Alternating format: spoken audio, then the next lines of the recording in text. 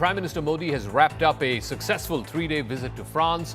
He co-chaired the Global AI Action Summit yesterday. Today, both him and President Emmanuel Macron of France opened a new Indian consulate in Marseille. They also visited the Mazargues Cemetery, where more than 1,000 Indian soldiers who fought in World War I and World War II have been buried. They also visited the International Thermonuclear Experimental Reactor, which is the world's first nuclear fusion reactor at scale. While there have been a series of announcements from drones to defense to submarines, all eyes are now on the second leg of Prime Minister Modi's visit when he calls on US President Donald Trump at the White House tomorrow. But first, we'll analyze and look at what happened when Modi met Macron in France. When Prime Minister Modi touched down in Marseille after his Paris leg, he paid a special tribute to VD Savarkar. The reference made by Prime Minister Modi underscored India's historic connection to the port city of Marseille, which dates back to 1910. Back in 1910, VD Savarkar had attempted a daring escape from British custody while he was being transported to India to face trial for his revolutionary activities. Savarkar, who had been arrested in London, was on board the British ship SS Morea when it docked in Marseille. He slipped through a pothole and swam to shore, seeking asylum in France. However, he was captured by the French authorities and he was handed back to the British. This incident sparked off a diplomatic dispute between Britain and France, and the French activists and leaders protested the action that was taken by British forces on French soil. The case, in fact, went all the way up to the Permanent Court of Arbitration at The Hague in the Netherlands, which acknowledged that an irregularity had happened in the manner in which Savarkar was arrested, but it went on to say that the British government was not obligated to return his custody to France. So Savarkar was eventually sent back to British custody. He was imprisoned in the cellular jail in Andaman and Nicobar Islands, also known as Kala Pani. So that incident in 1910 happened in Marseille, and the Prime Minister made it a point to remark upon it when he touched down in the southern French city. So Prime Minister Modi and the French President Macron honored the Indian soldiers at the Mazargues War Cemetery in Marseille. This memorial commemorates Indian soldiers who died fighting in various campaigns during World War I and World War II. Over 1,000 Indian soldiers participated in World War I, and they were cremated at the Mazargues War Cemetery. Approximately 1.3 million Indian soldiers served during World War I as part of the Allied powers against Germany. In 1914, the Indian Army Corps played a crucial role in halting the German advance towards the ports on the western front of France, and Marseille served as a base for the Indian troops who were stationed in France. This cemetery in Mazargues is the second largest commemorative site looking at the bravery and the martyrdom of Indian soldiers following the Neuve Chapelle War Memorial, which is in northern France.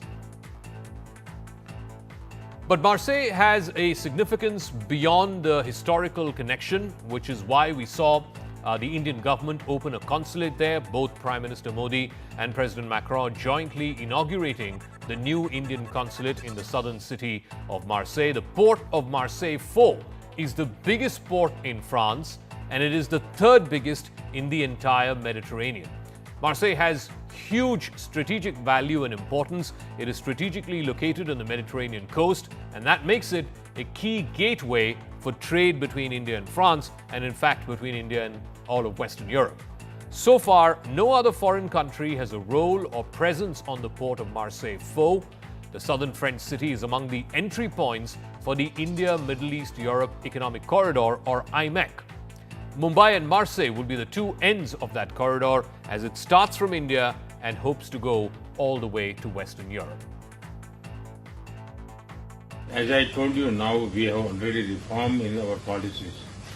We are going to open up, and we will give some financial facilities also. But the objective for you is to create industrial jobs and to build the ships. Manufacturing capacity. And for the containers, of course, we have a shipbreaking yard. So you can get very good raw material from the shipbreaking yard. And out of that you can build, manufacture containers. we see the relevance of the IMEC Yes, project. IMEC, yes. And I think what's This is important, the entry point for the Europe. exactly, and Marseille could be clearly the entry point of the whole European market. And Marseille, and this is what we are working on. So Prime Minister Modi and French President Emmanuel Macron toured the International Thermonuclear Experimental Reactor in southern France. It is a multinational nuclear fusion project which involves more than 30 countries, including India and France. The ITER's primary goal is to investigate and demonstrate burning plasmas, where the energy that's produced by the plasma through a nuclear fusion reaction sustains the life of the plasma's temperature. It aims to bridge the gap between what is small-scale experimental fusion devices and to bring to bear nuclear fusion at industrial scale. It will test technologies like superconducting magnets, remote maintenance, and systems to generate power from within the heat generated in the plasma without any external heat source. Both India and France are key partners in this project. It's nicknamed the Mini Sun because the Sun also uses nuclear fusion to generate its energy. But it brings together not just India and France. There are 30 plus countries who are involved in the ITER project. China, rest of the countries of Western Europe, Japan, Korea, Russia, and the United States as well. So why is the ITER project so different from any other nuclear cooperation project, whether between India and France or between India and any other Western country? ITER uses the nuclear fusion technology. Now, fusion means it fuses together light atoms or the nuclei of light atoms like hydrogen isotopes at extremely high temperatures. When that fusion happens, it releases energy. This is the same process which powers the sun and the stars. It's nuclear fusion that they're able to generate their heat and light from. This technology offers the potential for cleaner, safer, and almost limitless energy source compared to nuclear fission, which is what we have all the civilian nuclear reactors around the world. They are based on nuclear fission technology. Well, fusion, unlike fission, does not produce greenhouse gases. It contributes to a carbon-free energy supply, and that is why it is significantly different, not just from the almost inordinate amount of energy that fusion can produce. Also, fusion reactors, unlike fission reactors, are inherently safe because they require precise conditions to be maintained. If those conditions of heat and thermal energy is not maintained, fusion will not happen. It also produces significantly less radioactive waste compared to fission. There have been numerous fission reactor accidents from Fukushima in Japan to Chernobyl in Russia. But this is what the Prime Minister and the President had to say while they toured the ITER facility in southern France. After successfully concluding Artificial Intelligence Action Summit, Prime Minister Narendra Modi and President Macron held extensive talks on board in presidential plane of Emmanuel Macron from Paris to Marseille.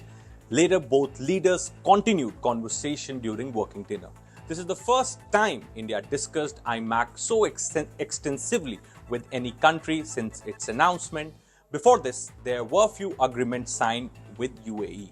IMEC project was often criticized for getting delayed due to conflict in Middle East and various other factors. But the powerful footage of Prime Minister Modi and President Macron discussing IMEC became the highlight of this visit. PM Modi and President Macron, both leaders, discussed their ideas, preparations to move goods and commerce from one part of this corridor to the other part. Other than this, 10 MOUs have been signed between both sides, 3 in the field of nuclear energy and 4 in the field of information technology. India and France have also announced declaration on artificial intelligence. As far as defense collaboration is concerned, both leaders commended progress in collaboration in construction of Scorpion submarine in India, including indigenization and in particular, the work carried out with a view to the integration of DRDO-developed air-independent propulsion into P-75 Scorpion submarine. Top of all this, Prime Minister Modi also invited the French army to take a closer look at the Pinaka MBLR, emphasizing that an acquisition of this system by France would be another milestone in Indo-French defense ties. Both leaders also discussed regional and global issues. Nuclear energy dominated the agenda. MOU signed for cooperation in developing small advanced reactors, as it was much anticipated after recent announcement of India's vision for nuclear energy in Union Budget. Also, Prime Minister Modi visited ITER, which is International Thermonuclear Experimental Reactor site, with President Macron, which again reaffirmed India-France cooperation in the field of nuclear fusion. India is a part of ITER grouping since 2006.